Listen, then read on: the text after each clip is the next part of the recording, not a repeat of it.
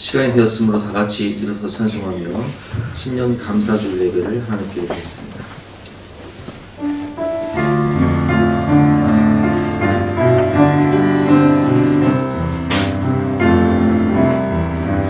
주께 엎드려 경배드립니다. 주 계신 곳에 기쁨 가득 무엇과도 누구와도 바꿀 수 없네. 예배드림이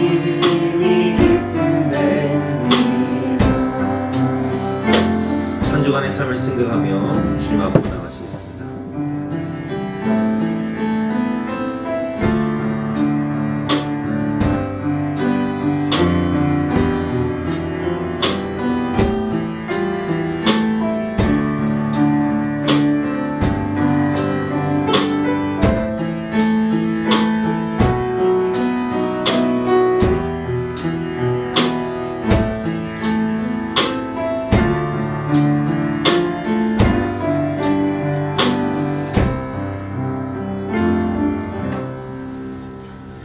또 여호와를 기뻐하라. 그가 내 마음의 소원을 내게 이루어 주시로다. 내 길을 여호와께 맡기라. 그를 의지하면 그가 이루시고 내 의를 빛같이 나타내시며 내 공의를 정오의 빛같이 하시리로다. 아멘. 하나님 감사합니다. 2021년 새해 이 주일을 맞이하여서 소망의 하나님을 바라보며 믿음으로 예배를 드리게 하시니 진심으로 감사를 드립니다. 이 예배를 통해서 풍성한 은혜를 주시고 영적으로 힘을 주심으로 독수리처럼 날아오르는 2021년 한 해가 될 수 있도록 축복하여 주시옵소서. 감사드리며 예수 그리스도 이름으로 기도드렸사옵나이다. 아멘. 영원하신 성령으로 말미암아 흠없는 자기를 하나님께 드린 그리스도의 피가 어찌 너희 양심을 죽은 행실에서 깨끗하게 하고 살아계신 하나님을 섬기게 하지 못하겠느냐. 그러므로 주 예수 그리스도 안에 있는 자에게는 결코 정죄함이 없느니라. 아멘. 사죄를 확신하며 다같이 사도신경으로 우리 신앙을 고백하겠습니다. 나는 전능하신 아버지 하나님 천지의 창조주를 믿습니다. 나는 그의 유일하신 아들 우리 주 예수 그리스도를 믿습니다. 그는 성령으로 잉태되어 동정녀 마리아에게서 나시고 본디오 빌라도에게 고난을 받아 십자가에 못 박혀 죽으시고 장사된 지 사흘 만에 죽은 자 가운데에서 다시 살아나셨으며 하늘에 오르시어 전능하신 아버지 하나님 우편에 앉아 계시다가 거기로부터 살아있는 자와 죽은 자를 심판하러 오십니다.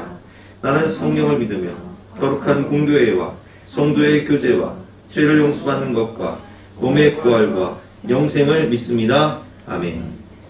다 같이 앉으셔서 찬송가 621장을 함께 찬송하시겠습니다.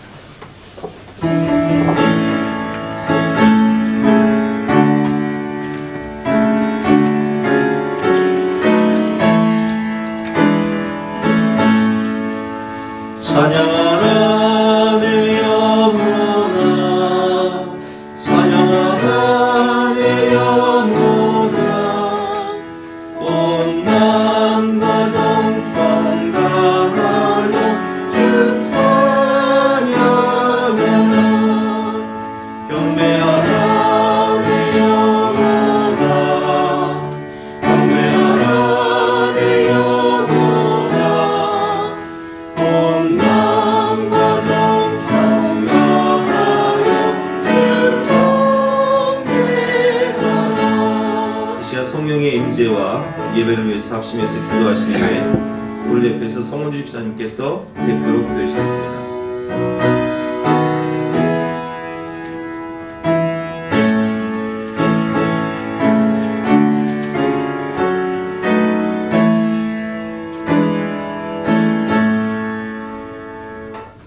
전능하신 아버지, 사랑의 주님, 감사합니다. 2021년도 새해 첫 주일 예배를 주님 앞에 드립니다. 우리의 몸을 거룩한 산 제사로 감사와 찬양과 영광을 올려드립니다. 아버지, 참 힘들었던 한 해가 지났습니다. 어떻게 지나갔는지도 잘 모르겠습니다. 그러나 주님, 에브라임을 앞세워 살아가기를 바라는 아버지의 마음처럼 정말 올해는 지나간 과거에 연연히 하지 않고 이 땅에서 번성하게 하시는 주님을 붙잡고 살아가는 한 해가 되기를 원하고 바라고 기도합니다.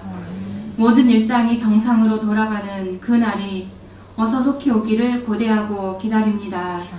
우리는 정말 초라하고 아무것도 아니지만 그런 우리를 주님께서는 양자 삼아 주셨고 우리가 아직 죄인 되었을 때 주님의 사랑을 확증하셨습니다. 아버지, 지금까지도 우리를 인도해 주셨고 또 장래에도 분명히 인도하여 주실 주님을 기대하고 바라봅니다. 주님, 우리가 지금 서 있는 이곳이 사망의 음침한 골짜기일지라도 분명히 주님께서 우리와 함께 하심을 믿기에 더욱 감사하고 감사합니다. 오늘도 주의 말씀을 전하는 저희 목사님을 기억하시고 성령의 능력으로 덧입혀 주시고 말씀을 들을 때 우리의 영혼이 살아나고 또 한 주간 승리하는 시간이 될 수 있도록 도와주세요. 말씀에 의지하여 그물을 내릴 때 예수사랑교회 한 사람마다, 가정마다, 사업장마다 10배, 100배 열매를 거두어 드릴 수 있도록 축복하여 주시옵소서. 주님, 사랑에는 거짓이 없다고 하였는데 악에게 지지 말고 선으로 악을 이기라고 말씀하셨는데 오직 주의 사랑으로만 분노를 덮을 수 있고 허물을 덮을 수 있습니다. 믿음, 소망, 사랑 중에 사랑이 제일이라고 하셨는데 메마른 우리의 심령 위에 성령의 단비를 내려주시고 정말 주의 사랑으로 채워주셔서 사랑의 능력의 역사가 곳곳에서 일어나기를 간절히 소원합니다. 교회를 위하여 여러 가지 모양으로 헌신하는 손길들을 기억하시고 주의 위로와 기쁨이 넘치도록 은혜를 더하여 주세요. 예배의 시종을 주님께 의탁하오며 살아계신 예수님의 이름으로 간절히 기도드렸습니다. 아멘.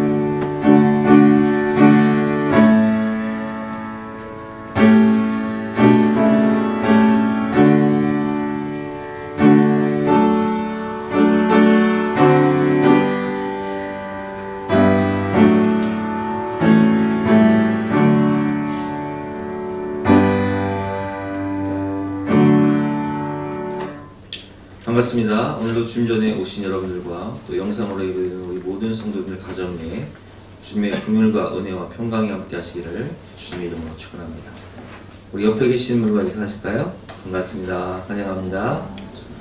네, 새해 복 많이 받으세요. 광고 말씀드리겠습니다. 오늘은 신년 감사 주일 예배로 하나님께 드리겠습니다. 2021년 신입 서리집사 강선아 집사님 임명합니다. 1월 생일자 축하 기도 시간 바로 갖도록 하겠고요.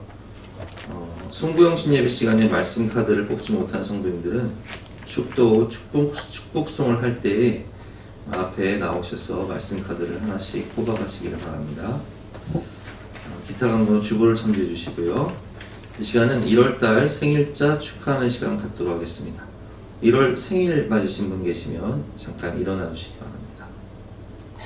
우리 장도사님 생일이시죠? 우리 함께 축복하고 기도하는 시간 갖도록 하겠습니다.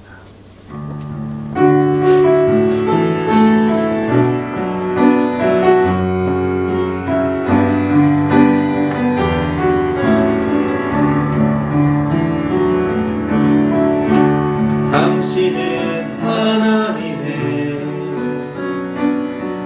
언약 안에 있는 축복의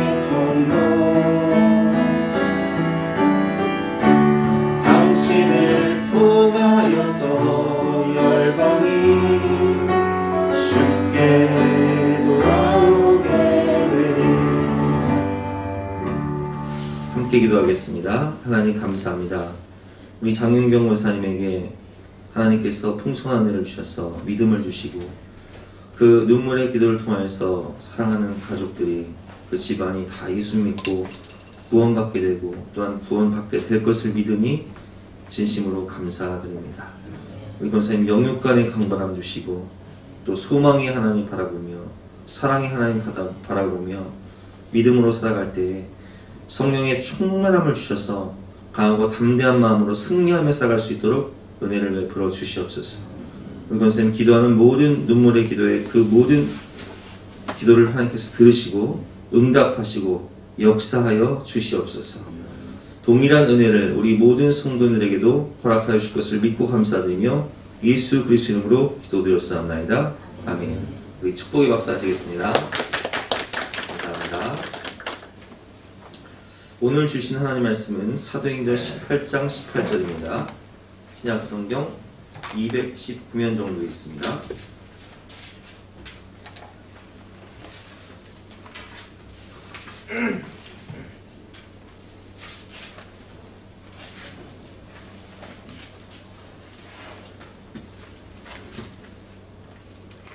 사도행전 18장 18절 말씀 제가 공독하겠습니다.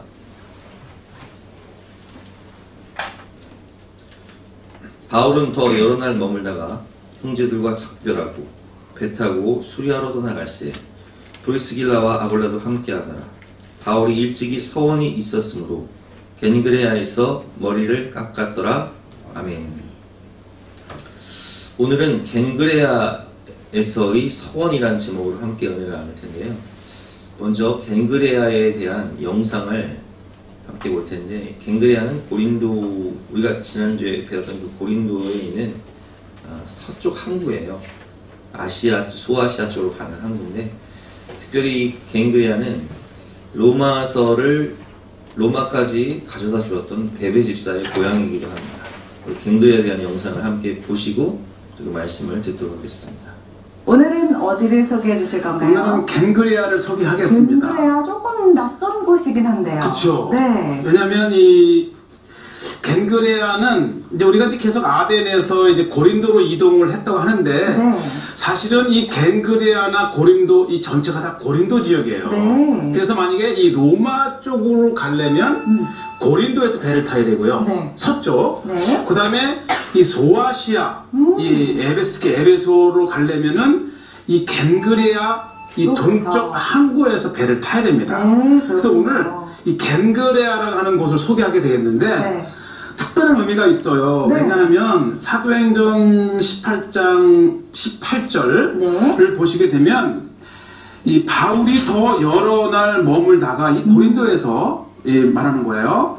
형제들과 작별하고 배 타고 수리아로 떠나갈새. 이 수리아, 이 에베소 쪽을 말하는 건데 네. 브리스길라와 아굴라도 함께 하더라. 바울이 일찍이 서원이 있었으므로 겐그리아에서 머리를 깎았더라. 겐그레아에서 머리를 깎았더라. 일단은 고대에도 뭔가 이 특별한 그 서원이 있거나 결심이 있을 때 머리를 깎는구나. 네. 느꼈고요. 네. 그 다음에 그 머리를 깎았던 장소기 때문에 네. 사도 바울에게는 이 겐그레아는 또 다른 새로운 이제 정말 그 비전을 품고 떠나는 그 출발지가 겐그레아였다고 하는 것에 의미가 있습니다. 어떻게 보면 정말 말씀하신 대로 사도 바울이 새로운 뭔가 각오를 다짐을 하고 그렇죠. 머리를 깎았던 그 장소인 네. 겐그레아. 어떤 곳인지 궁금한데요. 잘 보시죠. 함께 화면으로 만나보도록 하겠습니다. 화면 함께 보시죠. 우리가 이 겐그레아를 떠올리면 꼭 기억해야 될 사람이 있어요. 네, 누구죠? 베베. 베베. 예.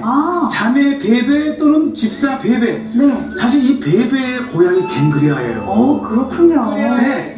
마련된 베베 기념교회입니다. 네. 겐그레아 출신으로 이 고린도에서 사도 바울이 로마인에게 쓴 로마서를 로마에 전달한 그 주인공이 베베입니다. 이 겐그레아에는 이 베베를 잊지 않고 이를 기억하는 교회를 이렇게 지었습니다. 그렇잖아요.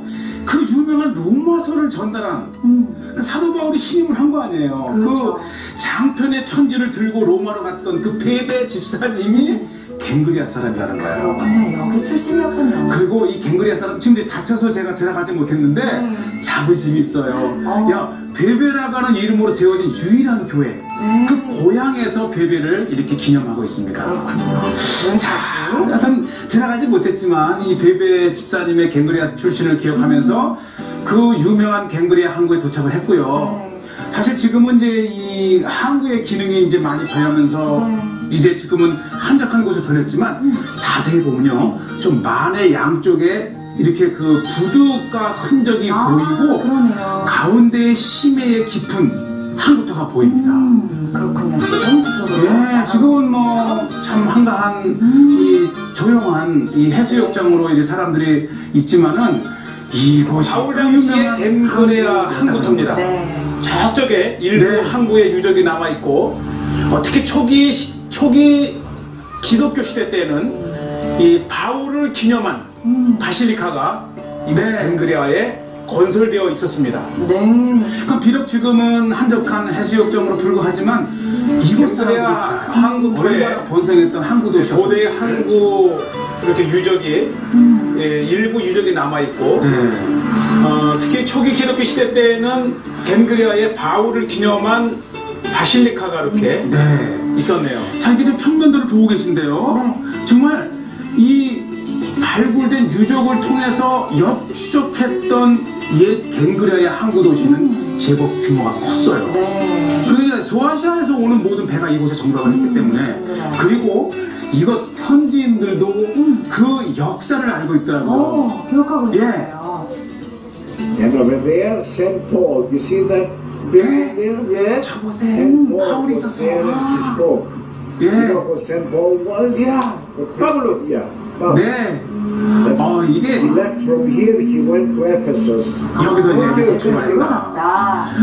저 말 한마디가 저에게는 확신을, 이 한국에서 온 저에게 이곳이었다고 하는 거.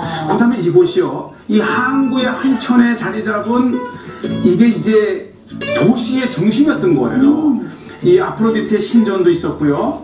그 다음에 정말 다양한, 그리고 그 이후에 비잔틴 시대에 이르기까지 항구의 제법 규모를 가진 도시가 유지되었다는 흔적을 이렇게 제가 발견을 했습니다. 그렇군요. 네, 정말 이 이 고린도에는 겐그레아는 두 작은 개의 도시가 항구가 아니었어요. 있었는데, 이 서쪽의 고린도만과 이 동쪽의 겐그레아, 그러니까 이 겐그레아와 이 고린도는 이 서로 배를 산으로 넘겨서 이 항의 거리를 줄이는.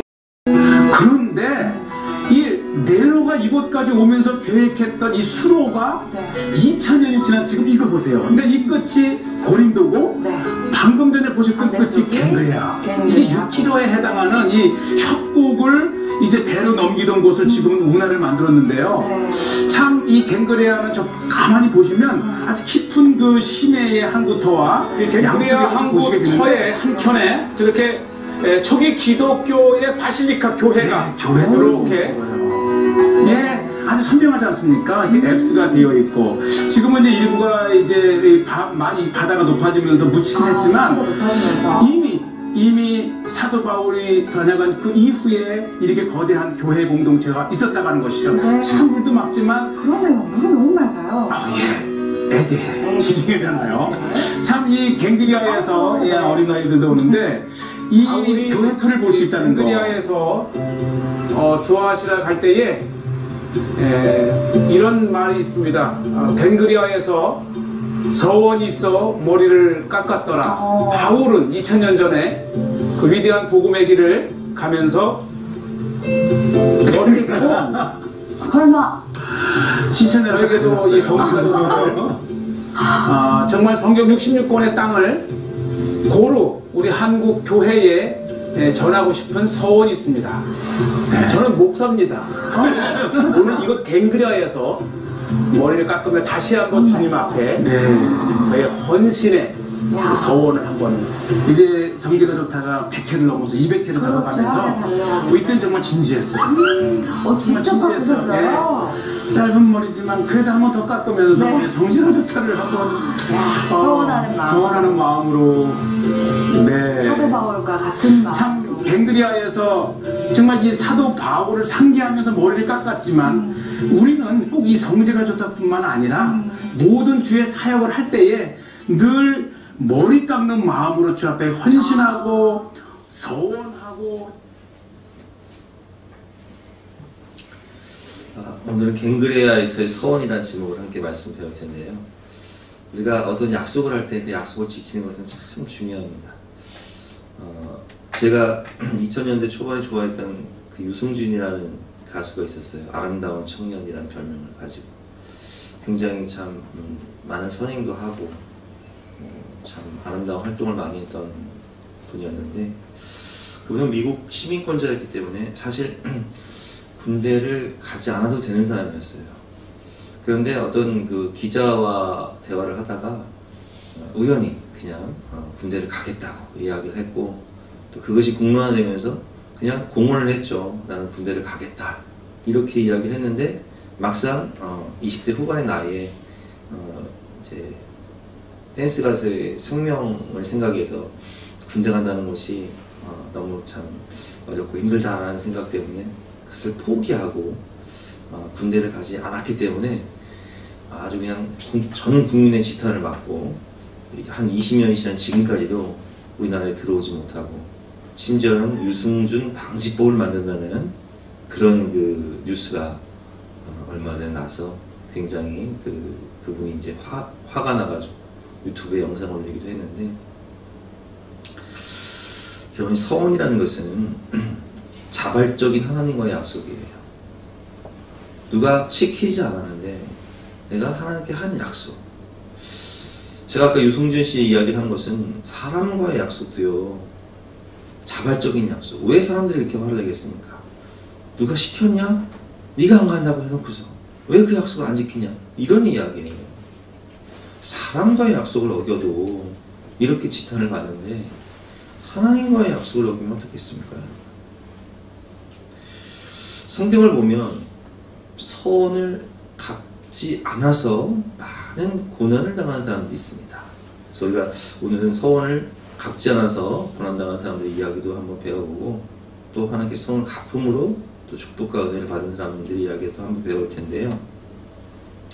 첫 번째로 서원을 갚지 않아 큰 낭패를 본 분이 우리가 그 송구영신 예배 때 배웠던 야곱이에요. 야곱은 하나님 그 아버지에게 이 장자권을 얻기 위해 눈이 어두운 아버지를 속이고 축복 기도를 받고 형 에서를 속이죠. 그래서 분노한 에서가 야곱을 죽이기로 결심을 합니다. 이 사실을 알았던 어머니의 권유로 그는 저 먼 땅 하란 바단 아람으로 떠나게 되는데 그 거리는요 우리가 아브라함 성경을 통해서 아브라함을 통해서 배웠지만 거리가 700~800km의 거리예요. 그 아주 먼 광야길을 떠나야 되는 거예요. 많은 강도대가 있고 짐승들이 있고 광야길이에요. 내가 과연 다시 이 고향 땅으로 살아올 수 있을까? 그런 그 두려움 가운데 그가 길을 떠날 때 베디라는 곳에서 하나님을 만나게 됩니다. 창세기 28장 19절 말씀이죠. 그곳 이름을 베데이라 하였더라. 이 성의 이름은 루스더라. 하나님께서 근데 이 베델에서 약속을 해주세요. 내가 너와 함께하며 내가 이 땅으로 돌아오게 될 것이다. 20절 말씀에 야곱이 서원하여야 돼. 그 약속을 들은 야곱은 너무 기뻐서 하나님께 자발적으로 약속을 합니다.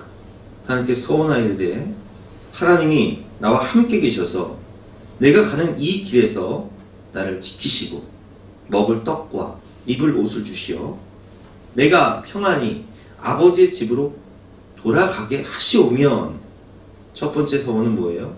여호와께서 나의 하나님이 되실 것이요. 여호와께서 나의 하나님, 내가 하나님을 왕으로 모시며 살겠습니다. 이런 약속이었고요. 두 번째는 22절에 보면 나와 있죠. 내가 기둥으로 세운 이 돌이 하나님의 집이 될 것이요. 자, 하나님을 위해서 제단을 쌓겠습니다. 두 번째 약속이고, 세 번째는 내게 주신 모든 것에서 10분의 1을 내가 반드시 하나님께 드리겠나이다 하였더라. 11조를 하겠다라는 세 가지 약속을 하게 됩니다. 그리고 저 하란 땅에 도착한 야곱은 그곳에서 4명의 아내를 그리고 12명의 아들과 딸 하나를 얻게 되고 20년 만에 거부가 되어서 정말 하나님 약속대로 고향 땅으로 돌아오게 되는 거예요. 그때 형 에서가 야곱이 온다는 소식을 듣고 400명이나 되는 군사를 거느리고 야곱을 죽이기 위해서 옵니다. 너무나 두려웠던 야곱은 우리가 너무 잘 알고 있는 약복강가에서 밤새도록 하나님의 천사와 씨름하면서 기도의 씨름을 하면서 하나님께 붙잡고 매달림으로 하나님이 형 에서의 마음을 녹여줘요. 그래서 에서와 극적으로 화해하고, 그리고 성경을 보면 에서와 화해한 야곱은 어디로 가냐? 어디로 가야 돼요? 베델로 가야 되는데 베델로 가지 않아요. 창세기 33장 16절부터 보겠습니다. 이 나라에서는 세일로 돌아가고 야곱은 숫곳에 이르러 자기를 위하여 집을 짓고 그의 가축을 위하여 우리간을 지었으므로 그 땅 이름을 숫곳이라 부르더라. 야곱이 밧단 아람에서부터 평안히 가나안 땅 세겜 성읍에 이르러 그 성읍 앞에 장막을 치고, 하나님께 서원을 갖기 위해서 베델로 가야 할 야곱은 그 서원을 화장실 들어갈 때랑 나올 때랑 다르기 때문에 그 성을 지키지 않고 세겜으로 가게 됩니다. 그런데 세겜에서 어떤 일이 벌어집니까? 세겜에서 세겜 추장 아들이 그 야곱의 딸 디나를 몹쓸 짓을 하죠. 그래서 이 분노한 르우벤과 시므온, 가장 큰 오빠, 둘째 오빠가 이 세겜 족속을 죽이기 위해서 이제 꾀를 해요. 그래서 그들에게 우리 딸을, 우리 동생을 데려가고 싶으면 너희가 너희 할례를 받아야 된다. 우리는 할례 받은 사람에게만 결혼할 수 있다. 해가지고 그 세겜 족속들이 다 할례를 받고 고통 가운데 있을 때 이 르우벤과 시몬이 밤에 그들을 습격해서 그 사람들을 다 죽여버린 거예요. 근데 이것이 문제가 돼요. 창세기 34장 30절 말씀을 보면 야곱이 시몬과 레위에게 이르되 너희가 내게 화를 끼쳐 나로 하여금 이 땅 주민 곧 가나안 족속과 브릭스 족속에게 악취를 내게 하였도다. 나는 수가 적은즉 그들이 모여 나를 치고 나를 죽이니 그러면 나와 내 집이 멸망하리라 라는 말씀처럼 이제 그 이방 족속이 몰려와서, 그 화가 난 이방 족속이 몰려와서 야곱을 공격하게 되면 도저히 수적으로 감당이 안 되니까 모든 재산을 잃을 뿐만 아니라 모든 가족과 자신의 생명까지도 잃을 수밖에 없는 절대절명의 위기가 온 거예요. 왜 이런 위기가 왔습니까? 하나님과의 선을 지키지 않은 것으로 인해서 무슨 위기가 온 거예요. 그럼 이 위기를 어떻게 해야 돌파할 수 있을까요? 창세기 35장 1절 말씀에 보면 하나님께서 야곱에게 나타나십니다. 제가 읽어보겠습니다. 하나님이 야곱에게 이르시되 일어나 베델로 올라가서 거기 거주하며 내가 내 형 에서의 낯을 피하여 도망하던 때에 내게 나타났던 하나님께 거기서 제단을 쌓으라 하신지라. 베델로 올라가서 하나님과의 약속을 지키라는 거예요. 여러분, 이 서원이라는 것은요, 사실은 하지 않아도 문제가, 하지 않으면 문제가 안 돼요. 하지 않아도 돼요. 그런데 하나님과의 관계 속에서 자발적으로 하는 것이 자발적인 약속이 서원이거든요. 근데 만약 서원을 했다면요, 하나님 반드시 그 서원을 기억하시고 우리는 반드시 그 서원을 지켜야 된다는 거예요. 하나님은 그 약속을 잊지 않으셨어요. 그리고 그 약속을 요구하시죠. 2절 말씀에 야곱이 이에 자기 집안 사람과 자기가 함께한 모든 자에게 이르되 너희 중에 있는 이방 신상을 버리고 자기를 정결하게 하고 너희의 의복을 바꿔 입으라. 우리가 일어나 베델로 올라가자. 내 환난 날에 내게 응답하시며 내가 가는 길에서 나와 함께 하신 하나님께 내가 거기서 제단을 쌓으려 하노라 하매 그들이 자기 손에 있는 모든 이방 신상들과 자기 귀에 있는 귀고리들을 야곱에게 주는지라. 야곱이 그것들을 세겜 근처 상수리나무 아래 묻고 그들이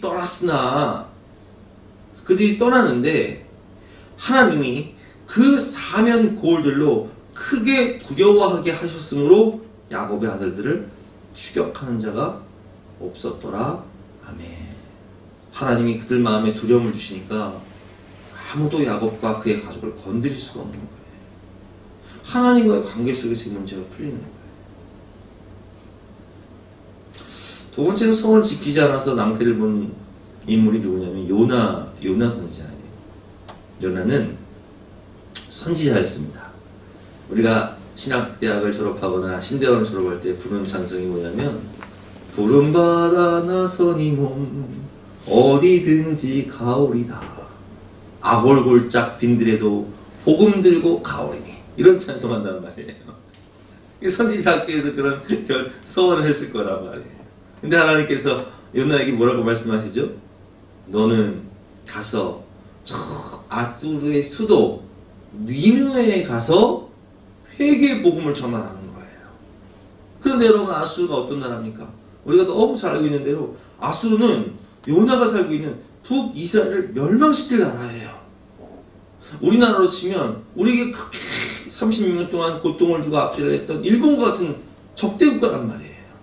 근데 그 나라에 가서 복음을 전하라고요? 그들이 회개하고 구원받으라고요? 아이고, 그 사람들 한 짓이 어떤 짓인데요. 여러분, 일본에 가면요, 우리나라 사람들이 귀를 잘라가지고 만든 귀무덤이 있어요. 콩무덤이 있다고요. 아수르도 마찬가지예요. 그들은 정복한 나라들의 백성들을 다 목을 잘라 죽이고 너무나 잔인하게 했기 때문에 요나는 그들이 용서가 안 되는 거예요. 아까 우리 성주사님 기도하실 때 용서라는 것은 내 힘으로 할 수가 없는 거잖아요. 하나님이 주신 사랑의 마음이 있어야 되는데 이거는 인간적으로 도저히 그들이 용서가 안 돼서 정말 그들이 다 그냥 다 심판받아 지옥에 갔으면 좋겠는 거예요. 그래서 요나는 오히려 저 반대, 저 스페인으로 가는 배를 타고 도망을 납니다. 근데 하나님께서 그 배가 풍랑에 만나게 하셔서, 그리고 제비를 뽑아서 그 원인이 요나인 것이 밝혀져서 요나는 바다에 던져지게 되고 고래의 뱃속에 들어가게 돼요. 그래서 어디까지 내려가냐? 요나서 2장을 보면 요나서 2장 5절 말씀이죠. 물이 나를 영혼까지 둘러싸우며 기품이 나를 에워싸고 바다 풀이대 머리에 감쌌나이다.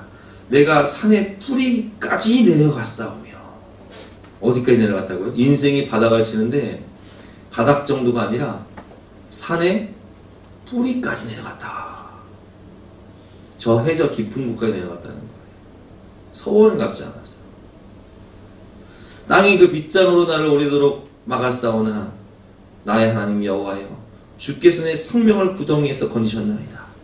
나는 감사하는 목소리로 주께 제사를 드리며 나의 서원을 주께 갚겠나이다.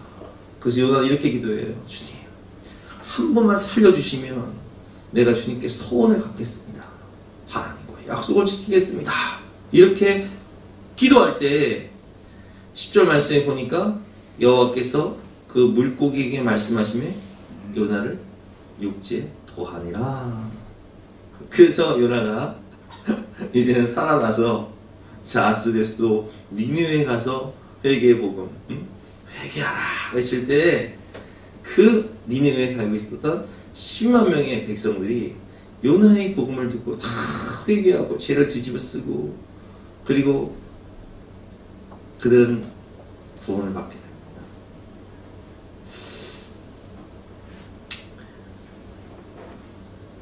저도 그랬었죠. 저도 하나님께 서원을 했었지만 서원을 갚지 않아서 산의 뿌리까지 내려가는 인생이 바닥을 치는 그런 고난을 경험하기도 했었는데, 반대로 하나님께 서원을 갚아서 정말 위대한 인생을 사는 사람들이 있습니다.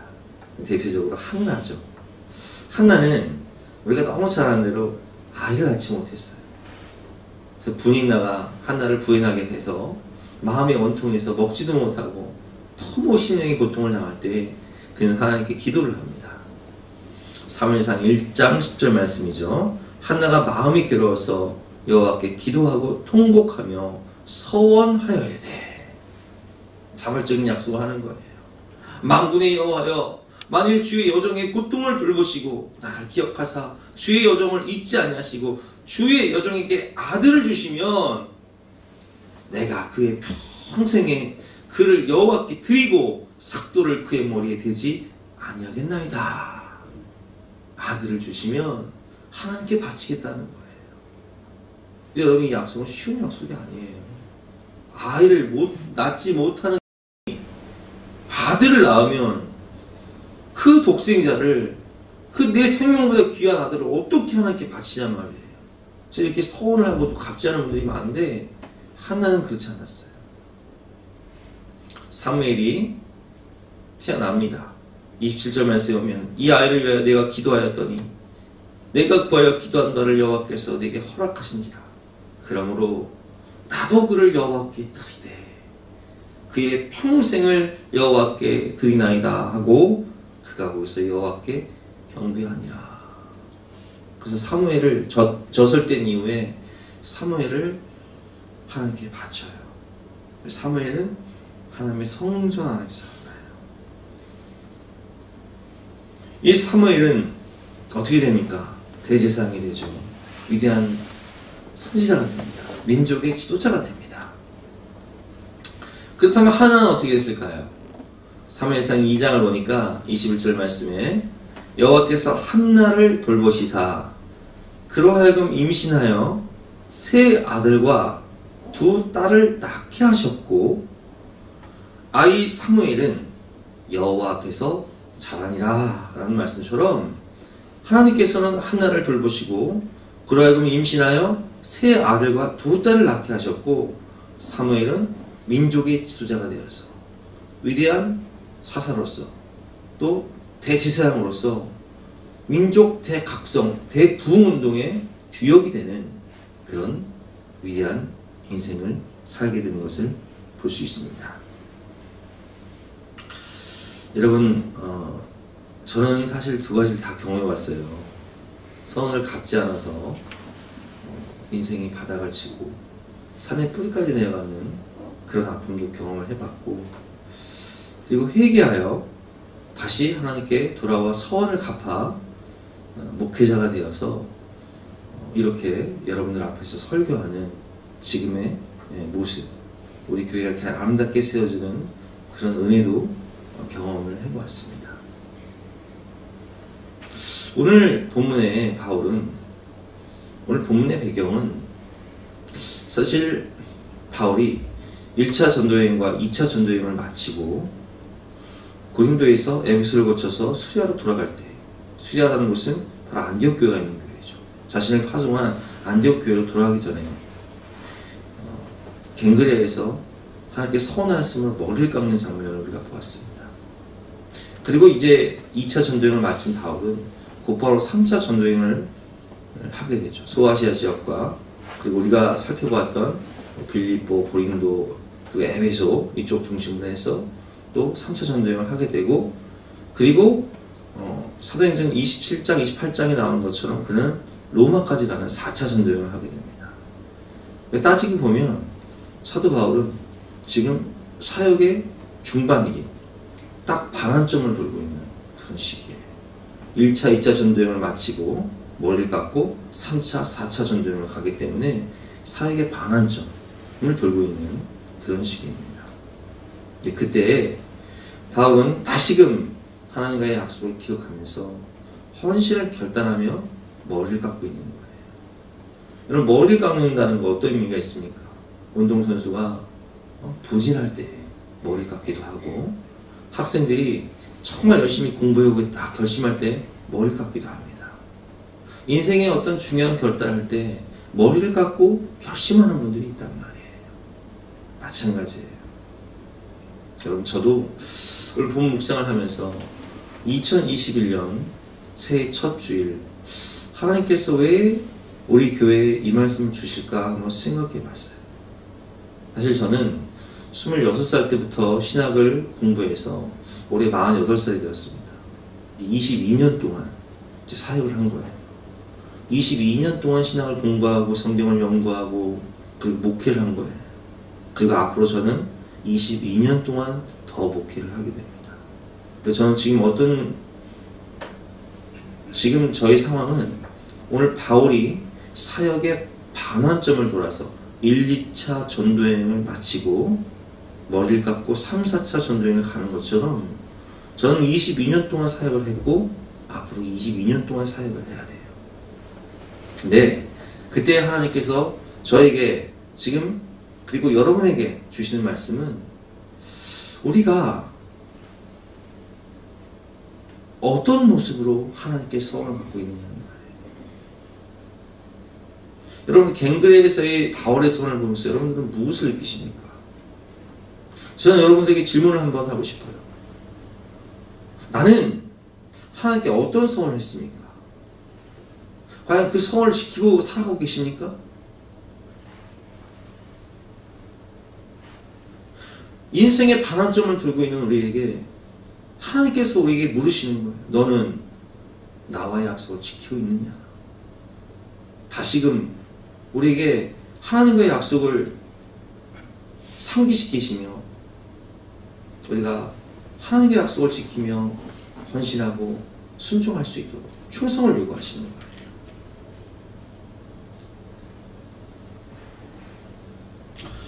여러분, 성경은 우리에게 분명히 알려주고 있습니다. 서원은 누가 시켜서 하는 약속이 아니에요. 우리가 언제 서원을 합니까? 우리가 주님을 처음 만났을 때 여러분 어떤 서원을 하셨어요? 임직식을 하면서 직분을 받으실 때 여러분 어떤 서원을 하셨습니까? 인생의 위기와 풍랑 가운데 고난을 당하고 어려운 일을 시작할 때 여러분 하나님과 어떤 약속을 하셨습니까? 여러분은 그 약속을 잊을지라도 하나님은 절대 잊지 않으세요. 왜 그런 줄 아세요?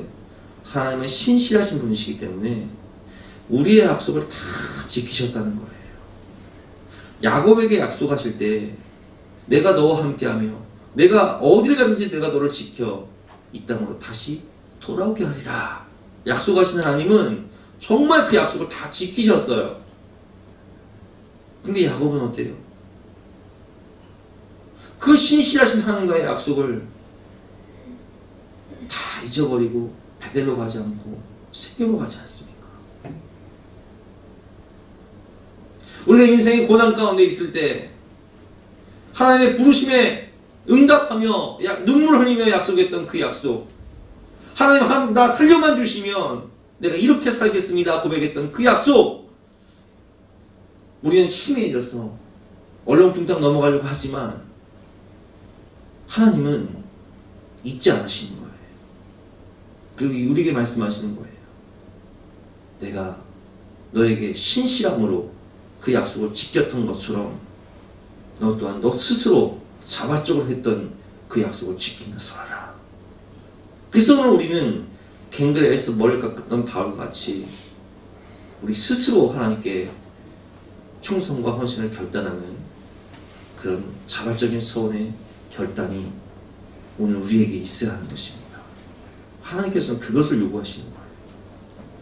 오늘 이 말씀 생각하면서 기도하실 때 하나님 2021년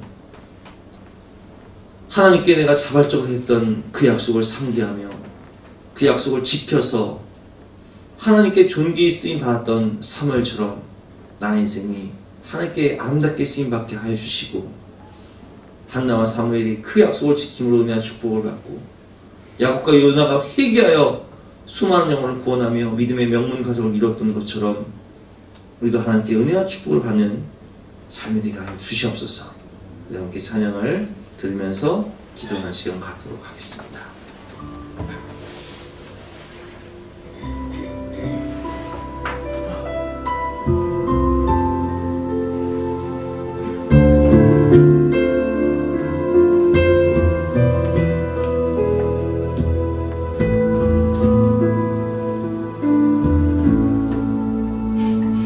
주님이 홀로 가신 그 길 나도 따라가오. 모든 물과 피를 흘리신 그 길을 나도 가오. 험한 산도 나는 괜찮소. 바다 끝이라도 나는 괜찮소. 죽어가는 저들을 위해 나를 버리길 바라오. 아버지 나를 보내주오. 나는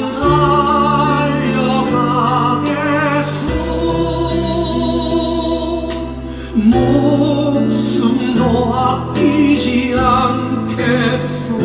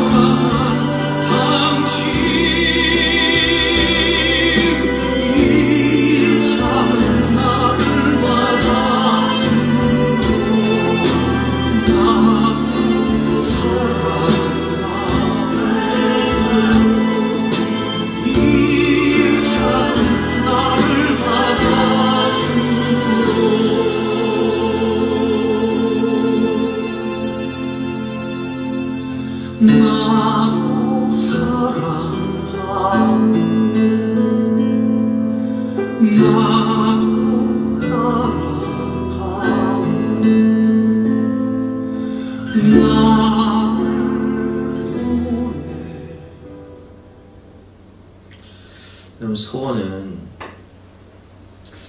어떻게 생각하면 내가 한 것 같지만 내가 한 게 아니라 내 안에 계신 성령께서 우리를 사랑하셔서 우리의 마음에 소원을 주시고 또 우리 스스로 자발적으로 약속하게 하신 거예요. 그래서 소원을 저는 이제 갚아보지도 요나처럼 도망다니도 봤고 또 회개하고 소원을 갚아보며 살아도 봤습니다. 그 결과가 무엇이냐면 성령께서 주신 그 약속을 따라서 소원을 갚을 때 내 삶이 너무나 풍성하고 감사가 넘치고 열매가 가득하고 행복이 가득하다는 거예요. 그 제가 살아봐서 알잖아요. 하나님이 성령이 나에게 그 모든 은혜와 축복을 주시기 위해서 우리 마음에 소원을 주신 거예요. 고백하게 하신 거예요. 그리고 그것을 지킬 때 정말 풍성한 열매들을 가득 주시는 거예요. 저는 제가 만약 그때 소원을 갚지 않고 살았다면 어떻게 했을까? 아찔해요. 여전히 죄 가운데 가하며 지옥문 향해 달려가고 황폐한 삶을 살았겠죠. 그러나 회개하고 돌아와 소원을 갚을 때 하나님은 저를 목회자로 부르셔서 아름답게 교회를 세워나가게 하시고 또 귀한 영혼들을 구원하게 하시고 복의 근원으로 축복의 통로로 살게 하실 뿐만 아니라 저희 삶도 우리 가정도 풍성한 가운데 감사와 행복과 기쁨과 만족이 넘치는 삶이 된 것처럼 여러분도 성령께서 주시는 그 마음의 소원, 내가 자발적으로 한 약속을 지키심으로 하나님께 귀하게 쓰임받고 축복받으시는 삶이 되시기를 주님의 이름으로 축원합니다. 다 같이 일어나서 결단 찬송 550장 함께 찬양하도록 하겠습니다.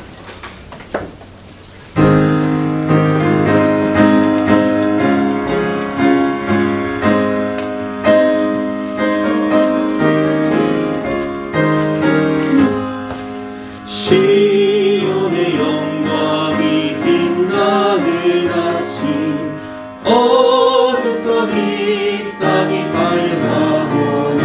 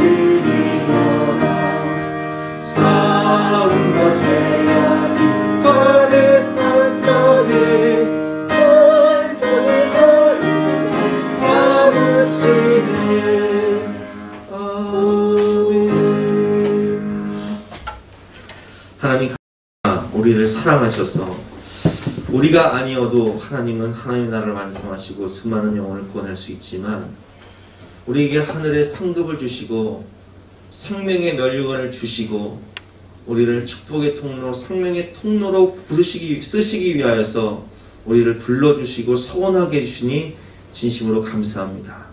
신실하신 하나님께서 나와의 약속을 다 지키셨던 것처럼 우리 또한 하나님과의 서원을 갚아서 하나님의 계획하신 아름다운 삶, 위대한 삶을 살 수 있도록 축복하여 주시옵소서. 오늘도 그러기에 2021년 새해 첫 주일 예배를 드리며 우리의 몸을, 우리의 삶을, 우리의 생명을 주님 앞에 번제물로 드립니다. 거룩한 산 제사를 받아주시고 풍성한 은혜를 내려 주시옵소서. 우리가 먼저 그의 나라와 그의 의를 구할 때 이 모든 것을 더하시는 축복과 은혜와 평강을 넘치도록 부어주실 것을 믿고 감사드리며 거룩하신 예수 그리스도 이름으로 기도드렸사옵나이다. 아멘. 지금은 우리 구주 예수 그리스도의 은혜와 하나님의 영원하신 사랑과 성령님의 감동 역사하심이 우리 모든 성도님들 머리 위에, 앞날 위에, 가정 위에 지금부터 영까지 함께 하시기를 간절히 축원하옵나이다. 아멘.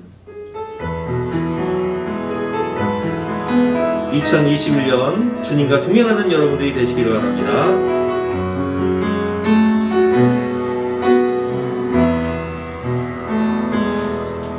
나의 사랑하는 자의 목소리를 듣기 원하네. 나의 사랑, 나의 어려운 자야. 바위 틈은 미란 곳에서 원하네.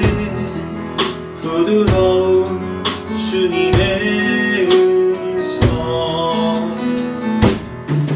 나의 사랑, 나의 사랑, 나의 어여쁜 자야. 일어나 함께 가자. 나의 사랑, 나의 사랑, 나의 어여쁜 자야.